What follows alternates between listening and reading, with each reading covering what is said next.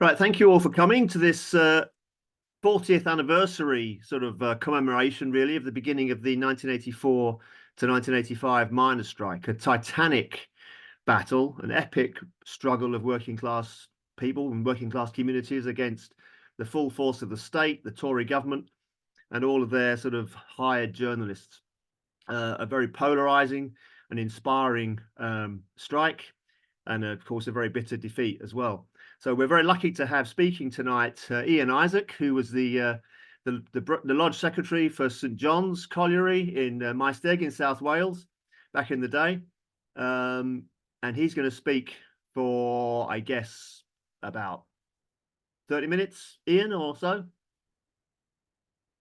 Right. Okay. And so on that basis, I will ask Ian to unmute himself and to kick off.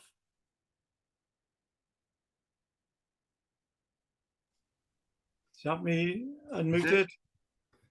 And I'll put you on spotlight. There we go. Off you go. Yeah. Okay then. Many thanks for asking me to talk to you today. If I look as though I'm looking away from the camera, it's because the way my computer's set up, I got a laptop and a TV faced in different directions. But today's or this evening's Zoom meeting is about, for the Left Horizons, is about the miners' strike 1984, and across Britain, and during the course of this spring, there'll be a time of deep reflection for hundreds of thousands of people who will recall what they were doing during the 85 miners' strike when it began. Many will have had their memories jogged by all the various TV programs now covering the 40th anniversary all over the country. In fact, it's really good to see it's being commemorated properly and the lessons hopefully are being learned. But just about a bit about the strike, having had a few false starts in 1981 and 1983, when the Tory cabinet instructed the NCB to test the resolve of the National Union of Mine Workers to fight against pit closures in South Wales and Yorkshire, they announced the closure of Coyne Colliery in my own valley in Maesteg, and some others, which resulted in a 2-week strike against pit closures. But we couldn't gather the support across the country to come out on strike with us. Both occasions really resulted in an uneasy decision to return to work, because 2 years later, Lewis Merthyr, there was a sit-in with Des Duffield, who eventually became president of the NUM after the strike, that again, the attempt to put those announced pits through a national review procedure was won. And too often, I think we were witnessing the closure of pits by stealth, I call it, run down in investment needed in search of new seams for work, a freeze on pit recruitment, inducement of men to vote against industrial action where a pit closure is put before them, accepting enhanced pensions, lump sum payments of redundancy, etc. Ironically, there was also an opportunity to transfer to another pit. And but the option for that was getting further and further away as the coalfields shrunk. To put it into perspective, between 1947, when nationalisation began, and 1997, 1,077 collieries closed in Britain in just 50 years. The starting pistol for the miners' strike was finally shot with the announcement on the 5th of March 1984 that Corton Wood Colliery in the Yorkshire coalfields would close after being hauled through the antiquated colliery review procedure that was always packed with NCB leaning so-called experts. That was in the new year of 1984. The strike escalated like wildfire throughout the Yorkshire pits, and within days, other areas responded in calls for an all-out strike. In the 40th edition of my book, When We Were Miners, I explained the events that took place in my own pit, so I won't go through that now. When I was the NUM Lodge Secretary, We were officially on strike in support of the Yorkshire miners 1 week after the 6th of March walkout by the Cottonwood miners. I'll just pause while I turn my notes over. In March 2024, we will witness the former mining areas and their mining villages and communities get together in public meetings, in picnics, exhibitions, social evenings to commemorate the 40th anniversary of the largest strike of the 20th century, not for pay and conditions, but for the right to work in the form of a national strike against pit closures. In the 1970s and 80s, they were decades of struggle via strikes and public demonstration, as was the case with the Winter of Discontent, and later in the 1990s after the miners' strike, ironically, against the insidious poll tax, which was proposed by yet another Tory government. So they remembered the Heath government when he had to impose a 3-day working week to save on electricity consumption. By the time that the miners' strike had started, they had filled the stockpiles in the power stations so that there was over 20 million tons of surplus coal required. They even had an agreement between the NCB and the Central Electricity Generating Board that the CEGB would not have to pay for the coal until they actually used it. So they never used it. So they never had to pay for it. But in the 1980s, were the miners set up? Because in 1984, at the height of the miners' strike, Dennis Skinner, who was MP for Bolsover and a former miner, described the police as Margaret Thatcher's political army. The Association of Police Officers, formerly a consultative body, became a national coordinating police force in the making, as they actually created a squad of police officers to prevent flying pickets traveling the country to secondary picket, as they called it, work in mines, coal depots, as in Orgreave, power stations and steelworks. We well remember the propaganda that there was through the press and the media by the Tory government led by Margaret Thatcher, how they micromanaged the strategy of the Tories against the miners.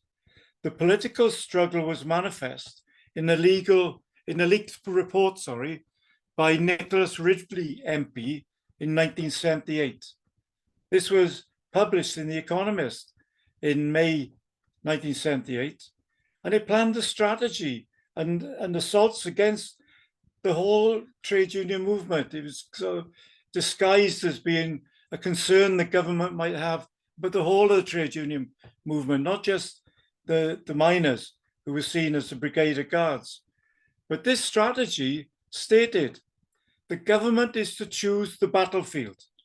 Do you notice the military language?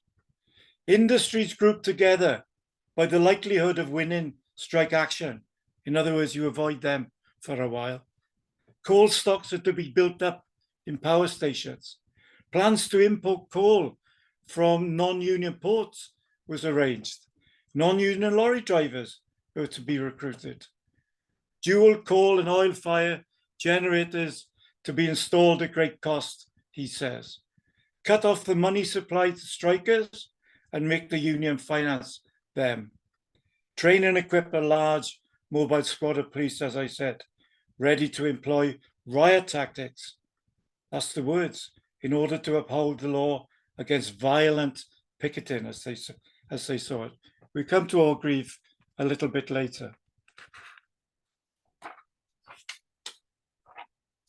In all then, all the paraphernalia of a war game was being planned, as if played out like First World War generals. They would be deployed by these grandees behind the scenes of the Tory party as Thatcher's new lieutenants prepared for a class war. The miners' unions had a history of consistent struggle to keep viable pits open against the whim of the capital investors in the 19th century and in the first of the 20th century, until the great day of nationalisation came in 1947, where collieries were managed by the NCB on behalf of the people. So proclaimed the notices and on the flags that were put up on the pit tops around the country. My father, Idwal, was a former miner working at a number of collieries. I won't name them all, but they included Staffordshire in the end, because he was always getting into trouble for his trade union activities as a mine worker underground. But when that flag came down, he described it as being in tatters. And it was only a few years later that this happened. And it was almost like a metaphor, if you like, for going back to the old days of cap in hand, a cap in hand mentality when men and managers knew their place. It was commonplace still to refer to managers as Mr. In my own colliery, my manager was called Mr. Bond, but his name was Trevor, not James. The 1947 formation of the NCB by the government was guided by Labour MPs in the new Clement Attlee Labour government. In fact, there was an Iron Bevan, who was a former Lord Secretary at Tredegar, created area coal boards, each with its own chairman. Philip Weeks was the area chairman in our areas. Phil Weeks being the last one in Wales, although having a reputation for fair play as a man on a personal level, but even he had to toe the line when it came to playing his part as an employee of the NCB in pit closures. According to the diktats of Derek Ezra and Ian McGregor, who were both government appointees as chairman of the NCB. McGregor, even later on, had the temerity to call his 1986 post-strike book, The Enemies Within, published less than a year after the strike. This structure of management by government appointees certainly wasn't the type of workers' control and management as envisaged by the Great War miners' leaders, such as A.J. Cook and Arthur Horner. This time there was a new breed of colliery managers. They were trained at the workplace and they were trained at the local tech colleges to become mining engineers, but never really that adept at labour relations or indeed customer service skills. This new breed of manager had a good superannuation pension scheme to look forward to when they retired, or indeed when their pit closed, not through exhaustion of reserves, but in response to the economic climate of lack of demand of coal due to the policy of buying cheap oil, gas and nuclear, particularly in the power generation industries. In the 1950s, Arthur Horner, then president of the NUM, warned the politicians, the Arabs won't live in tents forever. He was referring to cheap oil provided through colonial exploitation by BP and others. By the 1970s, the Arab countries had wised up and they nationalized their own oil industries and created OPEC, as you will all be familiar with, which any economist will tell you is a cartel that controls the price of oil alongside the one in the USA. That's why your cost of your petrol's going up at the moment. They turned the taps down to control and limit the supply of oil, so the price goes up. Oil is worth more left underground as much as possible, restricting output in accordance with the laws, supply and demand via the commodity exchanges themselves. The pensions of miners, by contrast, were to wait until 1974 before they had a modest increase in their pensions. This new miners' pension scheme was introduced on a basis of 5% of your income, topped up by 4% from the NCB. I always used to discuss with the men, between 1969 and 1974, miners were paid a straight 7 and 6 a week contribution to their pension, and the NCB paid nothing. Before 1969, that money was 3 shillings and 6 pence. No wonder miners retired with little money to fall back on.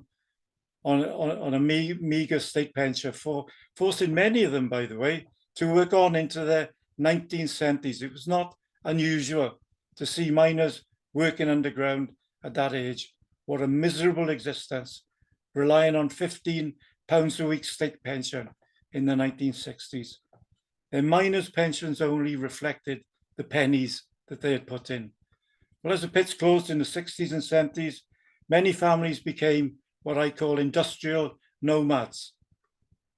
My father, for example, left up and around the colliery. He won a scholarship to study English in Oxford. He wanted to teach, but he couldn't afford the fees, and so he couldn't afford to come back to the pit either.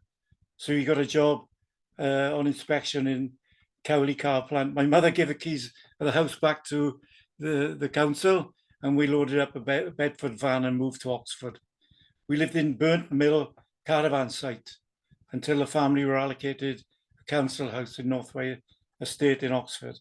Having been a shop steward in the T&G, after 7 years, my father took voluntary redundancy to return, to have a chance to go back home to Wales. On his last day, he was presented on the production line with the banging of tools on the pipes and the desks. He was presented with a wooden spoon, and on that wooden spoon was written in car paint, Idwal's Reign of Terror, 1961 to 1969. So you can see how much I hold my father in high esteem. But there was no way back to mining because Dyffryn Rhondda Colliery had closed in 1964. I returned to Wales after remaining in Oxford for 4 years. I won't tell you what I was doing in the meantime because time's going on.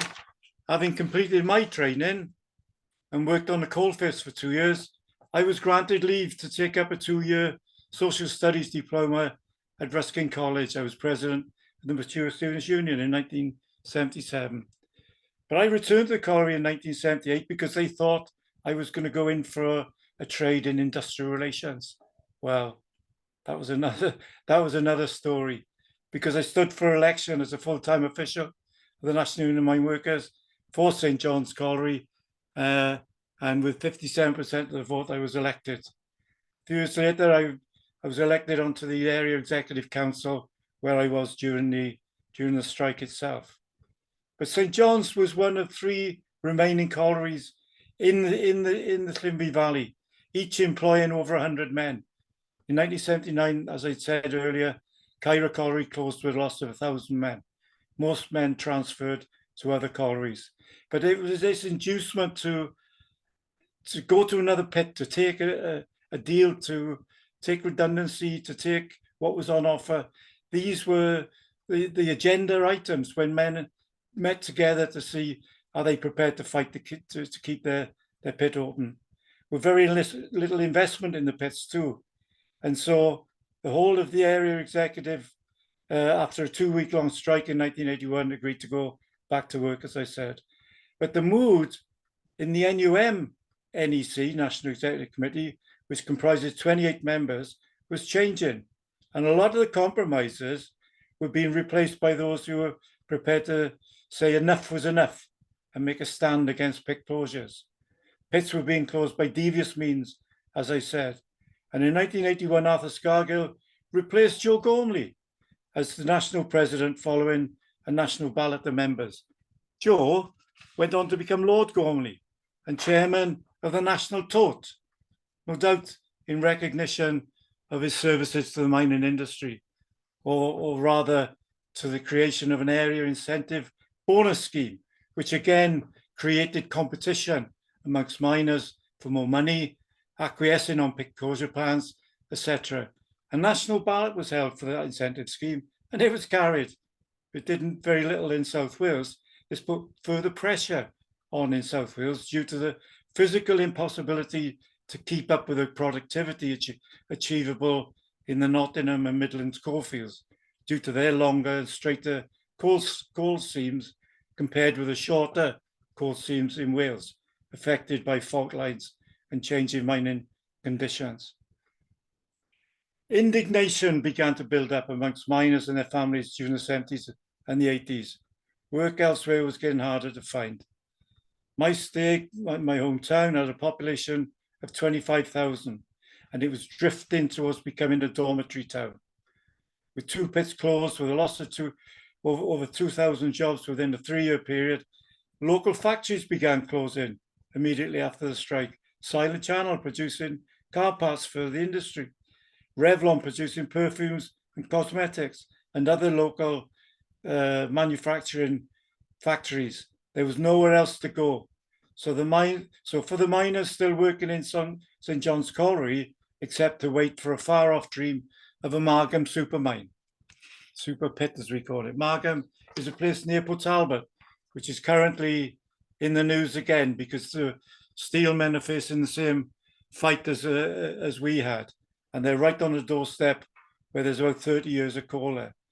But the accumulative effect of underinvestment required for the British mining industry meant that by 1976, the NCB were offering those kinds of inducements. So in 1981, the government were getting desperate to implement their plans. John Dunn, many of you may have met, a Marxist miner from Derbyshire, revealed in 2010, it was in the Socialist Appeal paper, after a publication of cabinet papers under the 30-year rule for disclosure of documents, the Tories had a small secretive cabinet group called Miscellaneous 57, and they planned to campaign of lies peddled to make Arthur Scargill out to be a liar when they were the liars all the time, considering a hit list by the NCB for 74 pits to close and 68,000 miners to be made redundant. They denied it all. Ian McGregor, the NCB chairman, was sending letters to the homes of miners whilst they were on strike, with a barefaced lie that he wrote that categorically and solemnly that Arthur Scargill's claim of 70,000 jobs at risk was absolutely untrue. That letter was a barefaced lie from start to finish. They employed people to infiltrate mining communities and to manipulate the newspapers and the TV. Who remembers Roger Windsor, the chief executive of the NUM, meeting with Colonel Gaddafi? What was that all about? Who set that up? The MI5 was known to be involved. We might have been naive to the exact knowledge of what was going on, but we knew these people like David Hart, the Silver Birch of the working miners from Nottingham, who organised the Working Miners Committee. We knew what they were doing, but it was not doing it out of principle and fair play about not having a ballot. It was to do with reward. There was sacks of money were being handed over by government agents to the Working Miners Committee. But when the strike began, the list of 24 collieries submitted for the review procedure was announced 2 weeks into the strike. And lo and behold, I was shocked to see that my own pit, St. John's Colliery, was on that list. This drip feed of announcements was designed to both test the resolve of the miners as trying a divide and rule tactic by leaving out the Nottingham and the Midlands coalfields off that list of closures. The stories of the miners' strike has been written in various ways from various points of view. In the When We Were Miners book, which was mentioned earlier that I've written, I've quoted General Karl von Clausewitz, his book on war. He said, war is an extension of policy. Lenin once had said, war is an extension of politics by other means. But Clausewitz also said, you can't be a general without an army. The best strategy is always to be strong, first in general, and then at the decisive point. There is no higher or simpler law of strategy than of keeping one's own forces concentrated. Superiority of numbers is the most common element of victory. Superiority can obviously reach a point where it is overwhelming, and it follows that as many troops as possible should be brought to bear at that decisive point. Did we learn that during the strike? Did we even take account of it? There were a few decisive points during the miners' strike itself, because all this debate is against the backcloth that the miners lost. And you could have won if you'd had a national ballot. But there were a few decisive points. I've chosen three of them. The first decisive point was the 12th of April, 1984 NUM Delegate Conference in Sheffield. There were thousands there. It changed the rule book of the NUM because the previous rule book had a decision that for national strike action, you required 55% of the members to vote in favour. So the rule was changed to 50% plus one. So having made this significant change, the conference failed to implement the rule in reality. I think it was a composite motion put by the Kent area that said that we would continue on strike action under Rule 41. And just to give a little explanation about Rule 41, the areas of the NUM are in fact trade unions in their own right. You know, they've got to register to the in accordance with the government's agency for that for trade unions, but they're all. But so the NUM itself is the national union is like a confederation of unions. They have to certify themselves with the Department of Business, Energy and Industrial Strategy of all things. But it meant that each area would, you know, it was endorsed by the conference and by the NUM executive that the miners were on strike then. And you know, I was in the Nottingham area. I picketed Ollerton Colliery that night when David Jones died. And they all decided that they would remain out of work, away from work, until they had a ballot the following week. And that ballot, 27% voted for strike action. That was 14% more than the previous year when they had a similar vote over Lewis Merthyr. So there was a good quarter of the Notts miners who remained on strike. So that was a decisive moment there. The second decisive moment was the deputies ballot. I don't know whether anybody remembers that, but on September the 28th, 1984, 17,000 pit deputies were the equivalent of shop floor foremen in industry, if you like, as well as being responsible for safety. They had a national ballot because the NCB had decided to stop the pay of deputies who refused to cross picket lines. So even if deputies didn't cross the picket line, they were still being paid. But the NCB wanted to change that. So they had a vote for industrial action. And there was 82.5% voted in favour of strike action of deputies across the whole of Britain. But the manoeuvrings by Peter McNestry and Ken Sampy, and no doubt MI5 and others, they decided they would sit on it. And it resulted in the vote being timed out in accordance with the NACOD, we call them NACODs, pit deputies. So the decision had timed out and they called the strike off. And you imagine what would have happened if the whole of the UK would have then been put on we wouldn't have stopped people going to the colliery to look after it and keep it under care and maintenance and make sure safety was there, because we had to have a pit to go back to. But it meant that there would have been an organised structure in place to say there would be no production, but only the minimum safety requirements, allowing pit deputies to take their part in that. So that was a failed opportunity because that would have consolidated support for the strike. The third decisive moment was Orgreave, which is very topical. It's a coking plant producing coke for Scunthorpe, Scunthorpe Steelworks. And in June 18th, 84, I call it, in my book, I call it the trap. That's what I refer to it as.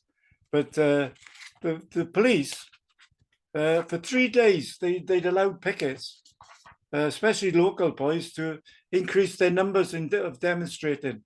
You still had 6 pickets there, but you had a big demonstration around it. All of a sudden, they were amassing lorries, doubling up as horse boxes. They had private hire buses. They had vans filled with police in riot gear. They'd prepared their decisive moment. So who provoked who in Orgreave? Miners didn't need convincing. It was the police who set it up and created the provocations. The police acted as provocateurs at Orgreave. The BBC reversed the newsreels during the coverage to make it look like it was the miners who was rushing the police and provoking them, when it was the other way around. The police, having planned the event with men on their horses, riot shields, batons, started causing attacks on the miners. They inflicted terrible wounds on the bodies of miners and their supporters by batons and shields. And it's no wonder that nobody died. But after the event in which Arthur Scargill himself was arrested, things died down a bit in the coalfields. This was obviously at a time and a moment of triumph, you see, for the Tories and their politicised police force, as Dennis had described it. It was a decisive moment that Neil Kinnock, then Labour leader, failed to act on and would have used the opposition benches to challenge these tactics used at Orgreave by the government's police force. The TUC chairman, Norman Willis, as well, was numb and failed to act amongst all the calls for a one-day general strike. It was a decisive moment for an organised trade union and labour movement to act in support of defending the mining industry and support the demands for no pit closures unless on grounds of proven exhaustion.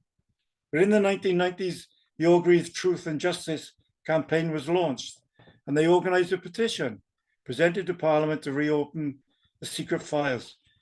Over 55 miners were arrested at Orgreave and charged with riot.